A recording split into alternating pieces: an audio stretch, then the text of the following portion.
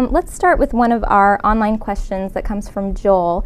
And Joel is asking, he says, over half of Utah's land area is federally owned. What is Senator Lee's view on this?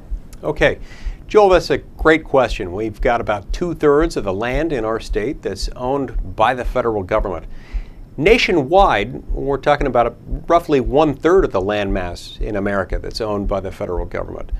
The problem with this, particularly in our state, is the fact that this land, for the most part, sits vacant, it sits idle. Local taxing jurisdictions can't collect property tax on it because it's owned by the federal government. As a result, our counties have a difficult time funding fire and police services, funding their school systems and their basic government operations. In addition to that, there's not a whole lot of job-generating activity that can take place on federal land.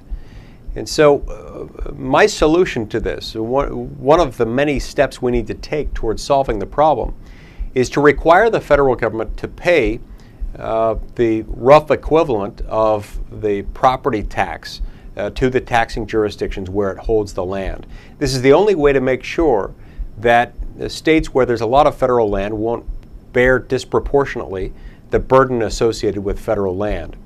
As this happens, I think it'll put more pressure on Congress to make sure that federal land is being used in an economically beneficial way while making sure that we're sensitive to the needs of the environment and that we're not overburdening the land. We do need to make sure that the land is put to good, beneficial, economically productive use.